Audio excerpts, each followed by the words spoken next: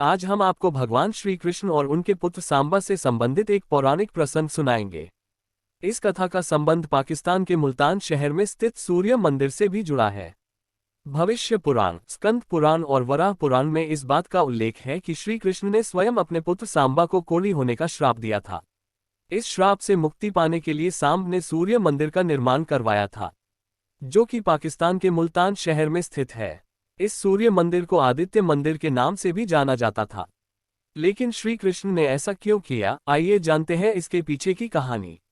भगवान श्री कृष्ण के 8 रानियां थीं, जिनमें से एक निषादराज जामवंत की पुत्री जामवंती थी। जामवंत उन गिने चुने पौराणिक पात्रों में से एक है जो रामायण और महाभारत दोनों काल में उपस्थित थे।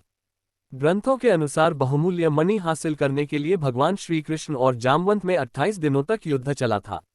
युद्ध के दौरान जब जामवंत ने कृष्ण के स्वरूप को पहचान लिया, तब उन्होंने मणि समेत अपनी पुत्री जामवंती का हाथ भी उन्हें सौंप दिया। कृष्ण और जामवंती के पुत्र का नाम ही सांब था। देखने में वह इतना आकर्षक था कि कृष्ण की कई छोटी रानियां उसके प्रति आकृष्ट रहती थीं। एक दिन कृष्ण की एक रानी ने सांब की पत्नी का रूप धारण कर सांबा को आलिंगन में भर लिया। उसी समय कृष्ण ने ऐसा करते हुए देख लिया। क्रोधित होते हुए कृष्ण ने अपने ही पुत्र को कोढ़ी हो जाने और मृत्यु के पश्चात डाकुओं द्वारा उसकी पत्नियों को अपहरण कर ले जाने का श्राप दिया।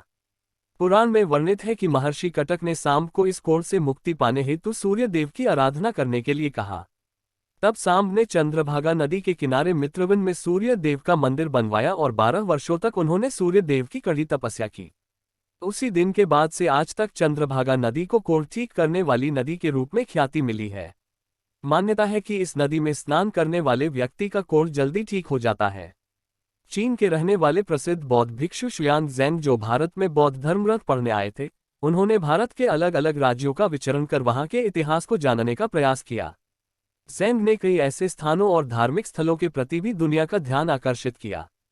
641 ईस्वी में शुयान ज़ेंग इस स्थान पर आए थे। उनका कहना था कि मंदिर में स्थित सूर्य देव की मूर्ति सोने की बनी हुई थी, जिनकी आंखों की जगह पर बहुमूल्य रूबी पत्थर लगाया गया था।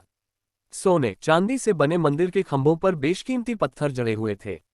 रोजाना काफी संख्या में हिंदू धर्म के अनुयायी इस मंदिर में पूजा करने आते थे। बौद्ध भिक्षु के अनुसार उन्होंने यहाँ देवदासियों को भी नृत्य करते देखा था। सूर्य देव के अलावा भगवान शिव और बुद्ध की मूर्ति भी इस मंदिर में विराजित थी।